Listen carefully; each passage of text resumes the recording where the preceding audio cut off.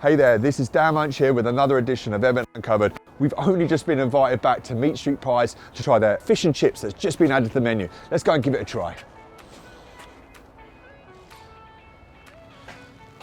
Jonathan. Good to see you, mate. Good to see you. Hey. So, fish and chips, thanks for inviting us. Tell me a little bit more about your fish and chips. Well, my dad was from Hull, a great fishing port on the east coast of Great Britain. Yeah. And the fish were bigger than the plate. So I decided that we should do the same thing here in Edmonton. Let's have a fillet of haddock that is bigger than the plate. And I want to show you our fillets and how we prepare them for our customers. And what about your chips? Well, we've perfected those. First of all, we have 1/2 inch square. They're not 3/8, the standard chip or French fry in North America. Yeah, so our chips are 1/2 inch square. Okay. The standard is 3/8. So if you're going to have a good chip, it's got to be 1/2 inch square or 5/8. Okay. It's got to be crunchy on the outside and it's got to be soft on the inside. And if it's that, with the fish mounted on top, not beside, on top, bigger than the plate, with the mushy peas or the coleslaw, you have a little bit of Britain right here in Edmonton. So you heard it here first. The fish is bigger than the plate. That's what you get in Britain. Not a small fillet like you do in some of the restaurants you do in Canada. You get a fish bigger than a plate. Let's go and check it out. Okay, so here's some of our fillets. These are North Atlantic. They are full fillet. And here it is here. A beautiful fillet. Here's the sort of size you want to be seeing. That's probably about 9 to 10 ounces. And so the reason we're doing this is we want the thickness of the fillet. If you use the smaller fillets that most of the other fish and chip shops are using, they're 2 to 3 ounce. So you want 1 piece or 2. I want to give you 1 piece and give you a thick part of the fish. So you have juiciness, you have flakiness, and you get the king special. This is fit for a king. It overflows the plate. So what are we doing here?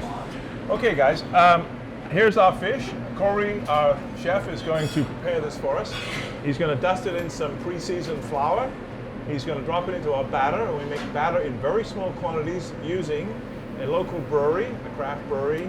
Buena Vista is the name of the beer from Alicat. And so our beer is made every half hour, so it's foaming and it's light and crunchy. So anyway, let's go to the stove and let's do it. All right. So he's dusting it in some flour. Some seasoning in there. The flour is, the purpose of the flour is to make the batter stick to the fish. So we shake it off, make sure there's no additional flour on there, into the batter, flips it over.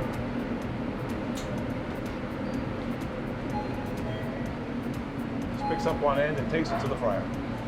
Okay. Now the secret of frying fish is to hold it in the oil until it starts to bubble the batter so that it doesn't sink to the bottom. So he's going to hold it, wait for the batter to start to expand, and then drop in the rest of it. And she floats. There we go. And you can see the baking powder and the beer taking action here, foaming and creating the light, crisp batter that we want. If the batter's too thick, then it doesn't cook through properly and it's very gummy. So this is a light beer batter. Now we typically will fry this 3 minutes on each side, and at the same time we're going to drop our chips. Oh, beautiful chunky chips, English style. So these chips have been pre-blanched.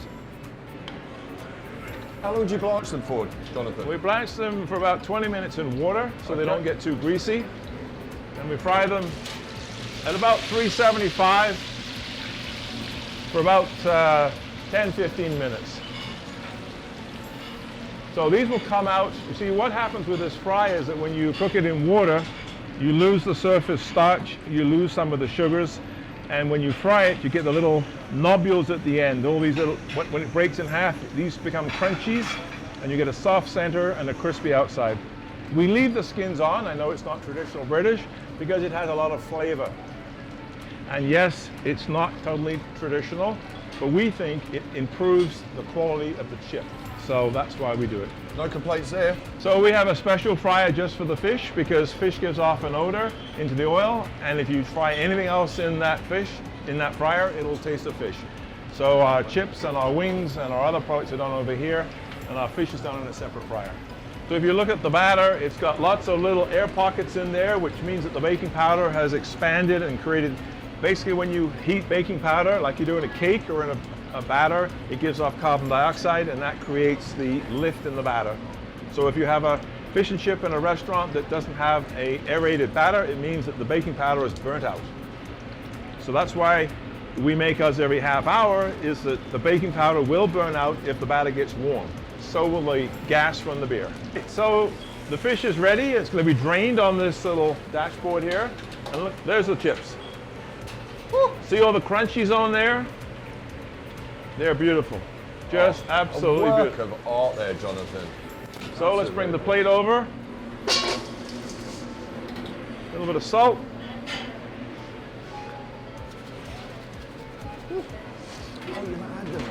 All right, let's plate her up. Okay, why don't you do it, Corey? Go for it.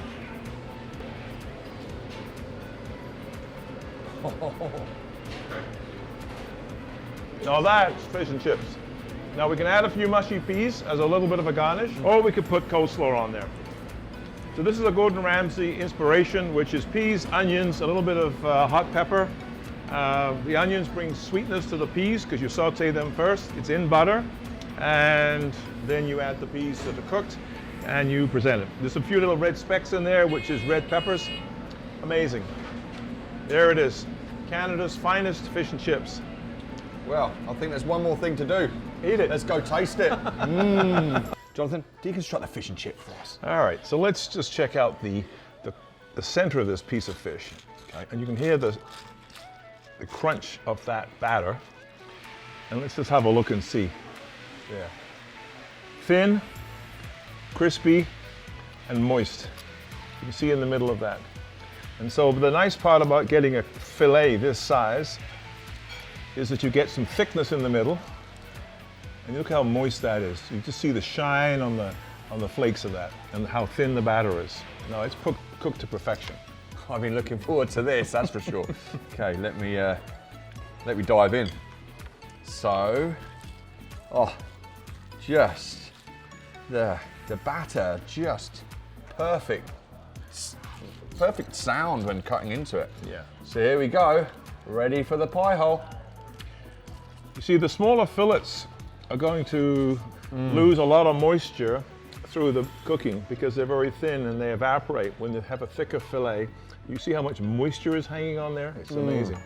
So you get a real moist fillet there, crunchy batter, really tasty. You can really taste the flavor of the fish. It's not overpowered with the with anything other than just fish and battery goodness. Love it. Jonathan, you created an absolute masterpiece. Thank you. I'm gonna have another bite, why not? So you can see all the crunchies on here. You see all the crunchies on the ends of the chips? Look at this one here. See the crunchies? Those are what give you the contrast between the soft centers and the crunchy outsides. Jonathan just brought me malt vinegar. This is an absolute quintessential part of fish and chips. So I'm gonna douse the chips with this malt vinegar. I remember at school once actually that a friend of mine, malt vinegar can be overpowering, and he used to have a sea of it.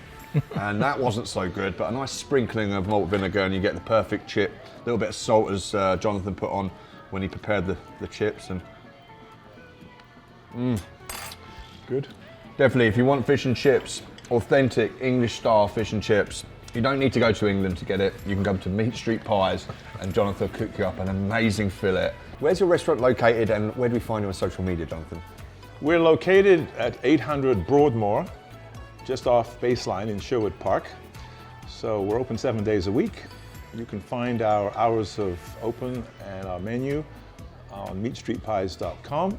We're also on Twitter, Facebook, and Instagram. Thanks for tuning in to another episode of Edmonton Uncovered. If you know of any independent restaurants, coffee shops, cafes that would like to get featured on Edmonton Uncovered, email me at property@danielmunch.ca.